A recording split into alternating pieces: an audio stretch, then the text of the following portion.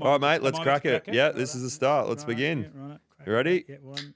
And have a drink. Always have a drink at the start. Alrighty. Don't know what episode we're up to, but anyway, that's all right. Someone will tell Beers and buying.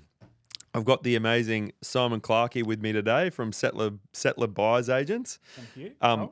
Firstly, I mean, I've got a ton of questions to ask you, but firstly, the name. Where did the name come from? I love the name Settler. It's like nice and short and Yeah, looks short cool. and punchy. We actually got a marketing agency. Oh, did you? So not my creativity, not my specialty. So we outsourced that piece, and they just came to us initially with a really shit name. Can you share it? You can always share it was called. Oh mate, no, I Can't do remember. know it, Yeah. and it'll come to me during this. You just But shout it was it out. so crap, and I'm just like, Nah. Bentley Aspire. Oh, right. Okay. Sorry if anyone's taken that name since. Take it, have it. And I just went, that's rubbish. Yeah, And they went back and came back to us with Settler, and it just sort of, obviously being a buyer's agent, we help people settle on properties. It's got Perfect. Have a settler, have a Yep. beer. Yep. It's got a few connotations. Yeah. And it's easy to remember. Yeah. I'm Simon, my wife's Susie. We're both S's. S. There you go. I don't think that played a part, but on reflection, it's sort of a lot of S's. Yeah. Yeah, it works. People remember it really easily. The spelling SETLR, some people put double T or double R, It's kind of perfect, isn't it? but it is just SETLR. Yeah. Very good. Yeah. And mate, what I thought we might first off just kind of start at the start of the journey. I kind of know a little bit about what you did. I think you were at Mosaic for a little bit there, but Yeah. let's just. How did you first kind of get into? How far back do you want to go? Mate, just where did it all start? When did you first? I guess your love for property or getting into the field. When did that first start out? I'll go back quickly. I grew up in country Victoria on a dairy farm, and I just remember being, as a kid, teenager, being really interested in property. I didn't know much about it, but I was just always interested in property. Big farm or? Yeah, 100 acres, dairy farm. Yep. Place called Bermorm Extension near Lockington, for anyone that knows country Victoria, Echuca. And then I went and studied PE, travelled in my 20s, 30s was in Sydney. Yep. And as I got close to 40, I knew property was a real passion, but I hadn't worked in property. Yep. And I just said to my wife, I've got to get into property. Like, I'm going to be miserable at 50. I'm almost 50 now. And so I effectively retrained, got my certificate, started working off the plan for a company out of Sydney, but we were selling stock in Brisbane. Yep. Aria was one of the developers we were working for. Okay. Moved to Brisbane in 2017 and was working for Mosaic for a couple of years, who built a lot on the Gold Coast, luxury builder. Yep. For those people watching, and Brisbane and Sunny Coast stock. Yeah. And then I basically 2019 went, I've just got to go and do something myself. I'm new to this, new to Brisbane, a couple of years here. Yeah. And that buyer's agency space, that helping people, just sort of felt more comfortable for me, just sort of working for the buyer. It was probably quite new in Brizzy. Yep. Yeah. We'd come from Sydney. We'd used buyer's agents ourselves. Susie and I even moved one relocating to Brizzy. So, just really curious and thought it was a real opportunity in the market. Got in 2019, and clearly the market just sort of evolved from there. Like, it's just with COVID, it sort of supercharged the buyer's agency space. Yeah. I worked with another company for 3 years. Got to go there with a guy called Darren. He helped me. Got a little start, and then just sort of the momentum. And then my wife and I set up Settler about 3 years ago now. So Yeah. there we just focus on Brisbane. We just know our patch. We help buyers in Brisbane. So that's sort of, in a nutshell, that's how it sort of evolved. Yeah. Right.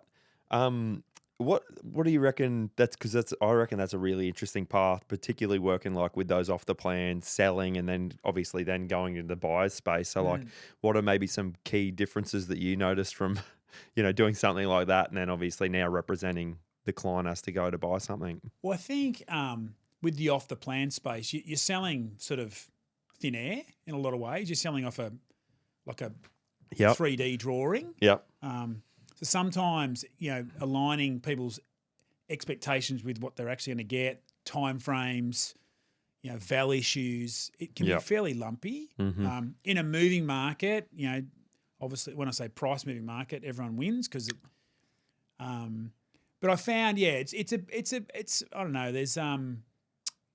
there's clearly some referral fees in the background. It's a pretty sort of greyish world, I guess, in a lot of ways. Yeah. And so I felt like my skill set was much better towards helping with existing stock and buyers frustrating the market, making mistakes, like people making mistakes. Like I'd made a couple of mistakes in property, and that sort of encouraged me to sort of get into this space so that other people wouldn't make this, I guess, the same mistakes I'd made. Yeah.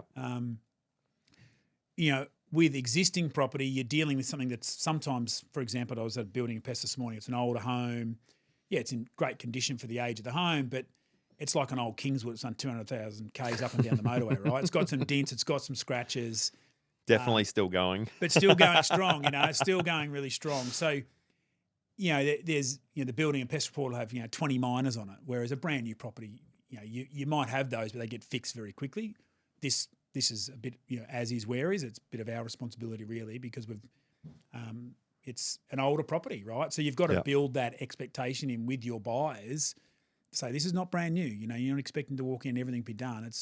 There's some responsibility on behalf of us as the buyer as well. So having those sort of expectations, those conversations with buyers, and clearly when something exists, you can't get everything you want either. So how do you sort of manage that with the buyer process? Yeah. So there's pros and cons to both, but I much prefer existing property on the hunt for, you know, a beautiful home in Brisbane or a townhouse or whatever it might be for a client, whether it be a home buyer or an investor, knowing our patch, working with the agents on the sell side to get opportunities, works well. Do you like the challenge in that? The challenge in someone going to you and go, Simon, I want to find this 4 bedrooms, 2 bathrooms, 2 cars. I want to spend 1.4, whatever it is, right? Yeah, I do. I think you've got to give clients hopeism, a little bit of hopeism, because sometimes their briefs can be quite borderline. But you've also got to be realistic and say, look, you're going to need more money to buy in that suburb. Have a look in the sold section. Nothing is sold below 1.4 million. That's 4 bed, 2 bath in that suburb for 6 or 12 months. Like, so you might need to educate them on, you know, that perhaps we need to go the next suburb out, right? To next 2 or 3 suburbs out to get what you're after. You know, when you nail the brief and you know, get them a property that meets all their expectations and more, you know, that's a pretty sweet feeling of, you know, I've certainly, I'm saying Cameron got emotional a couple of times with buyers, like particularly home buyers when they've been struggling for a long time, and they come to you and you know, fix their problem, I guess, within a 2-4 week period, 8 week period. That's a pretty cool feeling. Yeah. One thing you just touched on before, which might be something good for us to talk about, is just around the building and pest. And you said something like 20 minors, right, on the report. Yeah.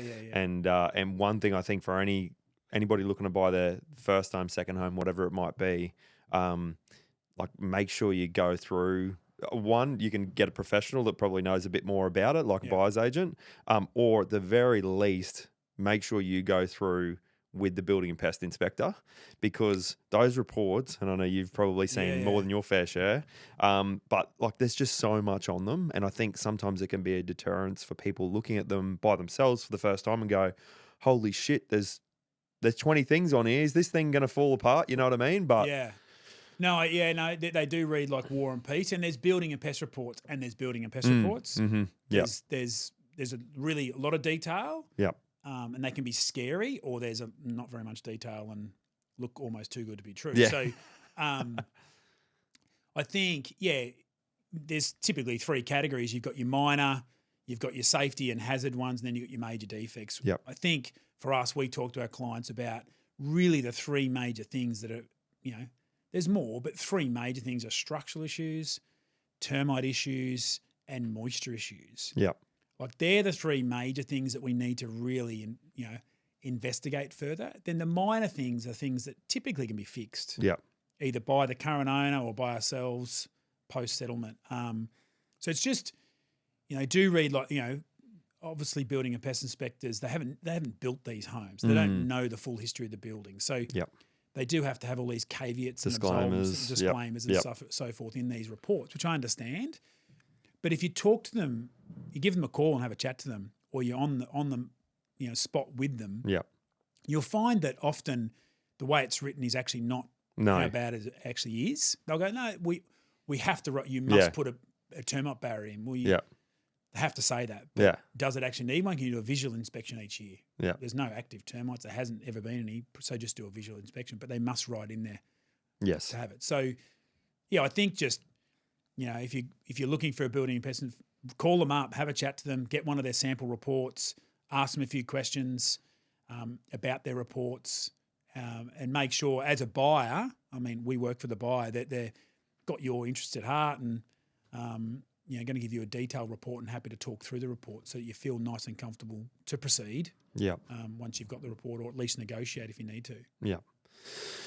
Yeah, I think it's how important do you think that it is that you get someone, because obviously with the real estate agents, they've often got people that they can refer on, whether it's conveyancers or whether it's, building and pest. Do you think it's fairly important to go and find your own one independently? I think it depends if you know the agent or not as well. Yeah. Like if you've got a relationship there already with the agent, you as a buyer. But I think, look, getting your own independent building and pest report, particularly on a home that's a bit older, timber, maybe in a termite sort of area, you probably need to get your own report done. Yeah. I would imagine, certainly we do for all our clients. So, or at least ask the agent, have they got multiple people they normally ask for these reports? Or is it just... Call the building pest inspector if you want to. Like if you're given a report, I'd call, there's a number on there, call the guy or the girl and say, look, I've just gone through this home, I'm keen to make an offer. Can you talk me through these majors and minors? We call them. They typically answer. They give you the intel. So if you're not feels a bit grey or a bit unsure, then go and get your own report. Solicitors, we work with Jake at Asset quite a lot. I think with a solicitor or a conveyancer, having their mobile is a real key. Mm-hmm. Make sure that they're mobile. Yep. Because there's nothing worse. You're trying to get something done and you're calling 07 number or you're emailing your info at. Yep. Having someone you can contact to get that information, because it can move pretty fast, is really key. So I think, again, speak to your solicitor or conveyancer, get their details, make sure that you can contact them over the weekend should you need to. If you need a clause, if the agent writes up a clause, you can get it cross-checked by your solicitor, because often the agents will write up a clause and put it in the contract on behalf of the seller, protecting the buyer maybe, but maybe the wording needs to be checked to make sure that you are fully protected. I'm sure everyone's trying to do the right thing, but so I think it's just making sure you've got your people at your disposal, your professionals at your disposal. I'm sure you've got people you refer on, and so that you feel confident and not second guessing yourself when you're in a negotiation.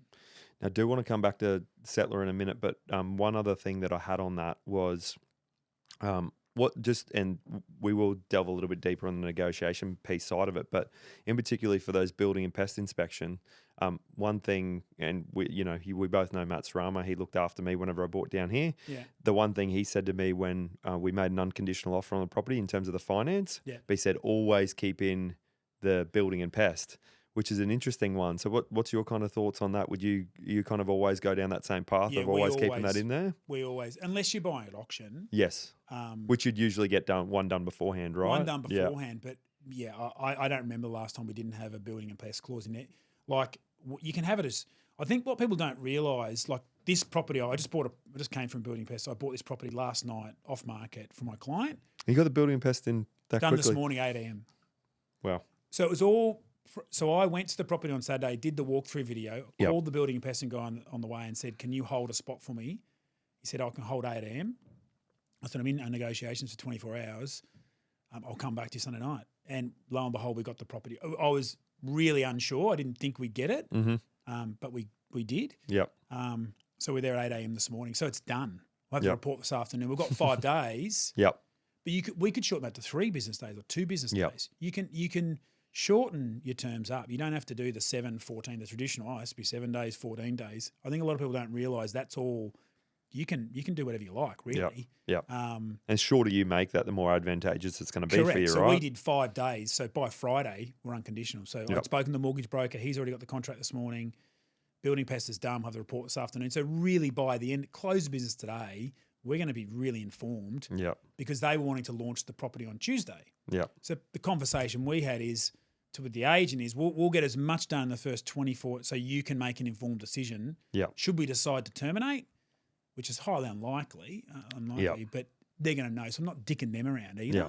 Yeah. So, it's an older couple. They were in their 90s selling this home and, had the kids involved. It was the agent. So it was on Mother's Day we're negotiating. But, it's just about being fair, like working with the agent, telling them our situation, she telling the situation of their sellers what's fair. Like if we're going to purchase this, then we need to make sure we're helping them on that side in terms of them not being dicked around and launching it to market either, should they have to. So that's how we got it. Yeah. Amazing. The more you know, right? The more you know, it's not, I say, not what you know too. Yeah, exactly. That would be very relevant in your space, actually. Well, we'll talk to you more about that. Yeah. Which kind of leads to the whole, would you go nationally rather than locally? But anyway, we'll touch on that in a sec. Mm. So just rolling back to Settler for a sec. So it's been operational for 3 years? No? About 2019? About 2.5. 2.5. Late 2022. Cool. Yeah. And so just give me a run through who you got in the team at the moment. So we've got Susie, Erica, Emilio, and myself. And we're actually on the hunt for an experienced buyer's agent at the moment. We've got quite a bit of opportunity, I guess, in the Brisbane market. We've probably got a bit more work than we can handle at times, so which is a good spot to be in. Yep. So, and I think ideally if we can add a couple more sort of experienced buyers agents to the team, we've got the space and the know-how and the systems and processes, that'd be ideal. And do you reckon the driver behind that is just the fact that the use of buyers agents has just gone up so much in recent times, particularly like even for myself in the last few years, like the amount of people that use a buyers agents is just head and shoulders above what it was previously. Yeah, I think there's a lot more education around it because there's more buyers agents, they're more on socials, there's more information, there's more articles in newspapers, there's more things online. So I think people are more aware of it and probably more curious on it. They inquire more with buyers agents. So that's certainly helping. There's also this sort of, I guess, a proliferation of this buyer's agent space too. If you sort of look back, I don't know if this is relevant or not, but in the 90s, mortgage brokers sort of started, and then there's a lot of mortgage brokers. Now you look at like 70% of deals in mortgage brokers, right? Then you had the old recruitment, service-based recruiters started. Now there's recruiters, it's pretty normal. Yep. I feel like buyers agents, that's sort of next incarnation of that service-based. Yeah. I don't think they'll ever get to that sort of percentage, 70% or anything stupid like that. But there's definitely a lot more education about it. So I think people, even if people don't use one, they'll inquire, ask the questions, how can you help? Oh, we can do this ourselves, or we're not, we don't feel comfortable paying the fee, or whatever it is. Yeah. But they'll educate themselves. So I think there's more marketing around it, more education around it. There still needs to be more, but probably much like the mortgage broker spaces 20 years ago to now, it's very different. Yeah, absolutely. I think it's been an interesting one. Obviously, there's kind of the two types of buyers agents as well, how I would categorize them, which was you kind of just went to go touch on before. But like, there's your ones that'll investor that'll just go and they want to find you anywhere around Australia, which I would say you would even be relatively good at, knowing that you've kind of moved from Victoria to Sydney to up to Brizzy. But and then there's the locally based ones that kind of have that, I guess, the ability to have the relationships with set agents in certain areas. So where do you've obviously landed where do I at? sit in that? Yeah. Well, I guess what they call borderless buyers agencies probably the most. That's sort of how it's been coined. Mm-hmm. There's plenty of those now. They're typically investor based, typically buying in states other than where they are located themselves. Not always, but typically buying regional areas, not cities. Yep. I guess there's a space for it. Clearly, people have used the services of those type of buyers agents and done well. Mm-hmm. I think there's just my only sort of reservation is that you're engaging somebody to go and buy your property, but invariably the actual inspection they're outsourcing to somebody else. Yep. A contractor or a third party or whatever it is. It's not typically they have people in all these country towns that are employees, like they're Yeah. So I guess, if you're using one of those companies, just make sure that you get a lot of information about the actual property. Yeah. Data and all that sort of stuff's one thing, but the actual property, you just don't want to buy a dud in a main road or flood or it's about to whatever. There's lots of a town that's got, one particular resource sector that means that the arse could fall out of it at some point. So versus the buyer's agent that is local to an area, be it like myself, Brisbane. Yep. A lot of our buying's that sort of inner south and eastern area of Brisbane. We still buy on the north side, but a lot of our buying is in those areas. Yeah. Where you typically, you generate very good agent relationships, which gives you access to property pre-market and off-market, but also gives you relationships through a purchasing on behalf of the client where you get the upper hand in the negotiation on behalf of your client, yes, right? Versus the other people. You get the red carpet treatment, you get all the intel. Like I've had, because you got the runs on the board, right? Runs on the board, you know, as a company, you're known, that you follow through on your word, you purchase. So, you're able to help your buyer sort of work through any anomalies or any sort of scary parts. Clearly, if something needs to be terminated, we terminate. But you can work through things typically. So that for us, I like being able to, I personally went and inspected that property on Saturday, for example. I personally went to the building pest inspector this morning. Yeah. I've sent through videos to my client on Saturday and today. Right? Yeah. I went there with the building pest inspector, got the, verbally got the feedback on the ground, Yeah. So whether it be drainage or whether it be roof or whether it be streetscape or neighbours, you can get all that. So that's why I've sort of stuck to Brizzy, as opposed to that national approach. And there's always pockets as well, isn't there? Courses. Always, like in different areas, right? So you might be looking at, Morningside, but, there might be two parts of the Morningside or might be a couple of parts of the Morningside. So one part's going to be more expensive than the other. So sometimes data doesn't always necessarily translate, does it? Well, Morningside is a great example of that because there is, closer you are to sort of Balmoral and Hawthorn, the prices invariably quite a bit higher as opposed to the sort of Richmond Road side, which they're quite a bit less. So, but it's a big suburb, so the median, there's almost got two medians to it. Yeah. Right? Yeah. And then, a suburb like Yeronga, for example, half the suburb floods and there's this massive difference in property prices because some properties flood pretty badly versus other properties that are high and dry, so that the price difference could be $300,000 or $400,000. So it's just knowing that, being on the ground and knowing that. Yeah. I don't think you can get that intel necessarily from... Unless you live in that area, really, isn't it? Yeah, or you know agents, you get all that intel. Like agents help us as well. They'll say, based on my 20, I wouldn't be buying in these pockets. Like we take those little nuggets of gold as well on board for our clients. So, look, there's a place for borderless buying. Don't get me wrong. I think as a buyer, you just need to probably just be, have a bit more caution. Yeah. When then, someone's inspecting, I assume. Yeah. But maybe not the person you're directly engaging the services of. So, can there be things missed? Don't know. Yeah. That would be my only thoughts on it. What's let's particularly for Brisbane, obviously being a buyer's agent up there, have you got any hot pockets or hot suburbs or anything like that you think is really trending at the moment, whether it be for whatever reason, whether it's first home buyers or particular price point or just is areas? Areas. Yeah. I think depends on what you're after, but let's say first home buyer. Let's say you're a first home buyer. Where would you first home buyer? What sort of budget? Give me a budget, because otherwise I'm going to be. Let's just say first home buyers and first home buyers. Depends. Well, you tell me if it's too little. Let's go 800. 800. If I was, you've really got two options in Brisbane, right? Yep. And it depends on what you classify Brisbane. You've either got a house in Ipswich Council, Logan Council, maybe the northern end of Moreton Bay Council. Yep. Right? You're talking 30, 40 k's from the city, right? So it's a fair way. Yep.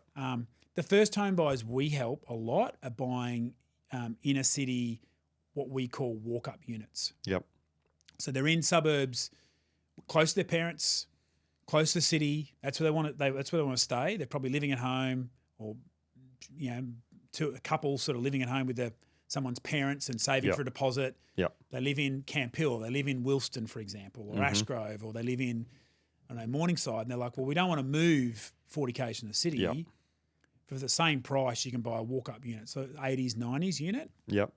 And I think there's a real, like there's densities capped in these areas. You've got a real wealth effect because there's obviously a lot of wealthy, there's a real wealth effect in and around the city typically. Like that's where a lot of your higher earners sort of live.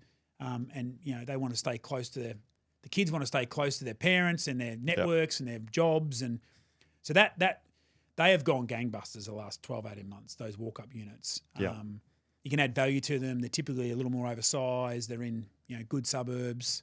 So that's probably, they're your two options as a first home buyer, that sort of price point. Yep. In terms of, I guess, houses, I think, let's say you got $1.5 million, you're probably priced out of those same suburbs with those walk-up units in them, right? Yeah. Because they're, Camp Hill, for example, you'd be priced out of that suburb. Yep. At least a 400 block, nice home. Of course, yeah. You need a couple of mil. So it's that next layer out. It's that, maybe the Carinas or your Mount Gravatt sort of area, and then on the north side maybe your Everton Parks or your Rana Hills out to that side, or your Banyos. It's just that next layer out. Yep. Is probably Seven Hills. Yeah. Like if I look at Seven Hills and Cannon Hill on the south side, I think they're great pockets to buy in. Yeah. Big blocks, close to, parks, close to city, private schools, easy, proximity to the city, but that you don't have the same price points of your Cooper's, your Camp Hills, your Hawthorn, Balimbas. There's quite a gap. Yeah. One of my favourite pockets of Brisbane is that Wynnum Manly area. Bayside, boats, people love fishing. Yeah. That sort of area I think is still undervalued. It's gone up a lot. In the last sort of 5 years, it sure but has. It's still quite undervalued. They're probably some little areas that I'd be suggesting, and certainly areas we buy in and help people in those areas. So across those areas. Are you typically mainly doing owner occupied, or you do a bit of investor? You just do a bit of about 50-50. Oh, really? Yeah. Okay. To be honest, home buyers 50%, investors 50%. I think half our clients are local, half are interstate or overseas. It's a real combination. It's not, and we like it like that because I think I like from a business sort of strategy point of view, when one market's a little more buoyant than other, you're busier in this area, but when another market's more buoyant than other, you're busier in this area. So you're getting across both sort of markets. So we help across. We've got a relocator at the moment, a couple of mil looking to relocate from Sydney. Yep. I just bought from an investor this morning, about $1 million investor, and everything in between basically. At the moment. So that's fairly typical of our business. Yeah. And so you want to add another couple people to the business. How important, probably more speaking from a business aspect, but how important is it and time it's taken to get those processes and everything down pat? Oh, mate, incredibly important. So I think, with buyers agents, and I'm sure a lot of buyers agents who might listen to this can attest to this, that there's nothing really to plug into and just go, oh. Now, I guess there's not, on the sales side, there are agent box and various systems. Now you need to modify and curate them. But on the buyer side, there's not really. There's a couple, but they're in their early days of you can plug and play. So we have created, and my wife's got a lot to this. She's an operations manager, Susie, who her corporate experience. She's really put a lot of systems and processes in place for both us, but also for our clients. Clients, yeah. So they feel really connected to the process, and they're not second guessing. So every sort of step of the way, there's a message, an email, a text, a phone call that we've got all these trigger points. Yeah. Hundreds of templates we've set up so that the client feels really comfortable through the process. And I'm not second guessing, as I said. And for us, it just gives us real clarity. Yeah. Right. So we've got some remote support that really helps that as well. But there's not really I would imagine most buyers agent working on WhatsApp and Excel spreadsheet and a phone. We're not. We've got platforms and systems and processes we've created to give that client that real comfort. or our clients' real comfort, and they all love it. Yeah. And off the back of that, we're pretty much 100% referral-based business. Like off the back of that, we just get referrals because clients are like, oh, well, you should use these guys because it was just a great experience. We got a great property. It was really seamless. We felt supported through the whole process, and we weren't second-guessing things. So that's been probably the biggest, and that allows us to scale a little bit because once you've got all that sort of set up, you can bring someone in and say, look, we've got all this. Yeah. Right? It's nice and it's seamless. It's easy. You can concentrate on, instead of doing the paperwork, right? You can concentrate on talking to clients or potential referral partners as a buyer's agent, which is what you should be doing. Yeah. As opposed to getting bogged down in paperwork. What does that process look like for someone, like let's say you had a new client coming on board? What does that process typically look like in terms of onboarding and briefing and doing all the things that you guys do as a buyer's agent? Yeah, if we get a referral, just very quickly, we just have a 5-minute chat to see where they're at, and then we typically book them in for like a half-hour, 40-minute call just to go through their situation and see how we might be able to help. Yep. Right. We can't help everyone. Not everyone wants to help, but we sort of go through that process very sort of casually, just to understand their situation, and then we sort of give them an understanding of our service. Should they want to engage, then we really clarify that brief. Yep. Right. So we're really clear. They're really clear. At least the starting point for that brief, and then we've got a couple of systems. Like we've got a called Trello, which is out there, and we've now set up this whole process so when they're on board, they can see all the properties in certain columns. Yeah. All the information's there. We have this saying in the office, which Emilio actually coined: the more you look, the less you see. Right? Yeah. So anyone that's jumped on realestate.com has been doom scrolling for 10 weeks straight, probably not seen anything new. I don't know, real estate porn. Like it's like sitting there at night and just flicking up on these realestate.com portals or apps. Yeah. Night after night. Oh, it should be, and there's no price or anything. Oh, buy this one, buy that one, So what we know is that really confuses the buyer, right? The buyer just gets more and more confused about what they can buy because, if it's $1 million, they think it's $1 million. It might actually be 1.2 because there's no price on it, but it's in their search. Oh, I think I can buy it. Yeah. They often say, oh, but it's in my searches. Yeah.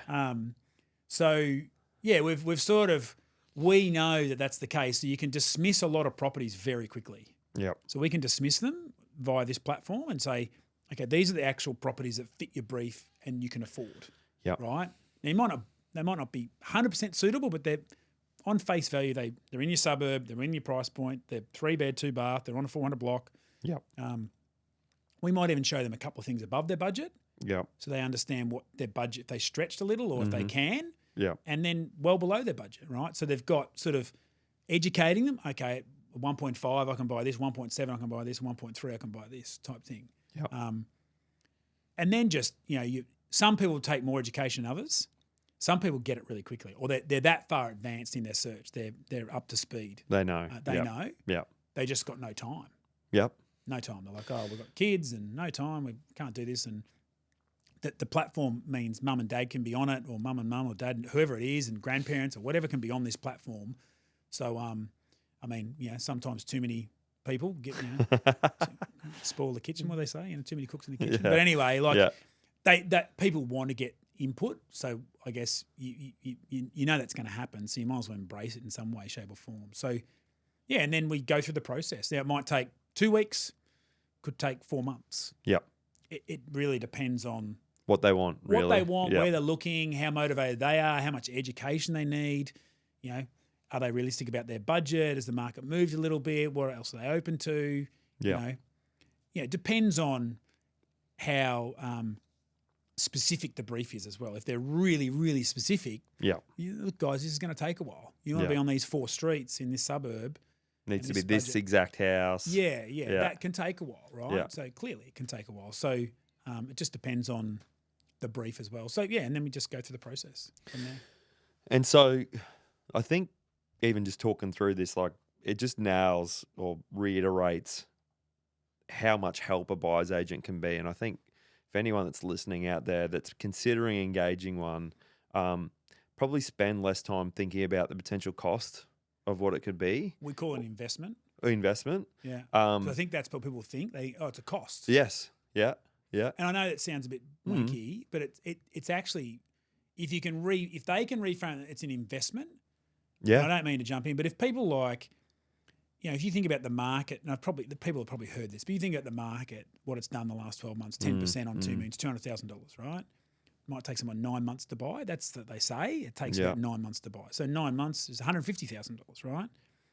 Had they engaged a buyer's agent and bought within 3 months, they've probably saved themselves $100,000. Might have cost them $50,000 or $30,000, but not $150,000 in capital growth that they've wasted searching for the property. Right? Yeah. So it's a mindset shift, right? That you clearly you've got to have the available funds, right? But think of it as an investment in a service. Yep. And it's only the bulk of the investment or the fee is not paid until you're happy, until you're successful. Yep. Right? Oh, it's $20,000's a lot of money. Yeah, but we've got to actually be successful. Yep. We've got to actually find the property you're after. And then you have to agree to it, have to purchase it, go through the due diligence, and then you pay the fee. So I think often people think, the fee. Mm-hmm. But they're actually not thinking that it's going to save them a lot of time, a lot of energy, all the relationships with agents that they're going to be fast tracked straight away through the buyer's agent, and I guess the growth that they're not going to get by waiting, and the potential cost, right? Yeah. So someone uneducated, and I'm not saying people don't go out there and have a go. Absolutely, they should do that first and foremost. But if you're looking for someone with the know-how, to know how to know what the value of the property is that they're buying, at the end of the day, you could overpay on something by 50, 100 grand that maybe you'd thought otherwise was a good price, but you go and spend 20, 30 or whatever it ends up being for that on that property. I think that's the way I always think of it, as like, if they, relationships are there, they've got great insight of what the property is worth. And generally, I'm assuming you guys would be saying, okay, well, this is where we see the value. This is kind of what we would offer up to. That's automatic. You're saving money right there, taking out even the thought of like the time and just the not having the stress of actually having to go and find it yourself. Exactly. Yeah, you're right. Before we purchase any property, we do a feedback report to show value. Yep. And sort of say, we see value from 1.7 to 1.78, that sort of range. Mm-hmm. And the buyer, we can discuss that with the buyer. They might go, we see below that, or they might see it above that, or whatever. You discuss it. But definitely do that before we enter into any negotiation. For example, this guy at the moment, he's from Sydney. He was looking at a property prior to engaging us, and he goes, I would offer $2 million on it. Now, we offered on that property from another. This is before he engaged our services. We offered on that property for a client 1.8. It sold for 1.88. Right? Wow. And we were the second highest offer. Yep. But he still would have offered 120 grand more. Unbeknownst to him, it would sold for at least 100 grand less. Yep. But he wasn't quite ready to be in the market. He was educated. He'd come up for a business trip and went along and said, I've just thought $2 million. Yep. That in itself, even when we recapped that conversation with this guy, is like, mate, I've got no idea of values. We even had a local buyer recently. We were searching quite a big pocket from West End, Yeronga, right around to Morningside, Camp Hill, probably 15 to 20 suburbs, trying to get your understanding of property values across that many suburbs, both working full-time, high-paying jobs, high-pressure jobs, really only available in the evenings. They just did not have the time, or really smart people. If they had the time, they could have done it themselves, right? But raving fans at the end of it, like raving fans, just about how spot on our appraisals were, what we dismissed that they would have otherwise wasted time on, access to off-market properties that they would never have seen. We offered on a couple, but the sellers, wanted more than what we were prepared to pay, or they sold for more than what we were prepared to offer. Yeah. So that piece in itself, I think, is, I guess, part of the nuance of using a buyer's agent. Well, at least a well-connected, experienced local buyer's agent. Yeah. And so, just a couple final things, mate, before we wrap up. But one thing that I wanted to discuss in particular was just, obviously, we're talking about the Brisbane market a little bit.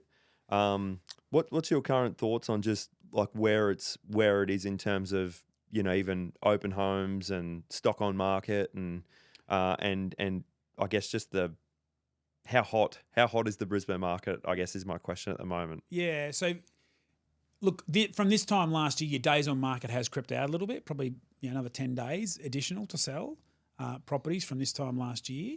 So it's definitely slowed a little bit, with a bit of a slide, but it's still much faster than your Melbourne, your Sydney markets. Sub $1 million is really busy. Good quality properties really busy. They're crap properties probably not, but good quality property is really busy. Your 4-bed 2-bath homes that are really done, but are older, if you like, character homes that are done. They're really there's a real pulls at the heart. They're really, I guess, hot. I guess people. Your high-end stuff is taking a little bit longer to sell. It is taking longer to sell, the high-end stuff. Still selling, though. Yeah. It is still selling. Just find that one buyer. Yeah. But my thoughts on, I guess, around I clearly got the Olympics coming 2032, which is a great story. And the good thing is, I guess, I don't have to tell the story. Everyone knows about it. Yep. You're not having to tell the story. There's 1,000 people telling it for you. Yeah.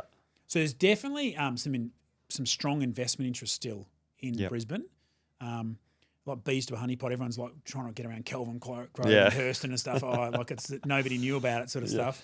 I'm going to get in now. But I think, Brisbane, it's probably a full cycle behind Sydney, I think, in terms of values. We did some research not too long ago and within 10 Ks of the CBD, Sydney was over $3 million median house price. House price. Yeah. That includes eastern suburbs, lower North Shore. Over $3 million, right, for a house. Melbourne was about 1.7 and Brisbane still was around 1.4.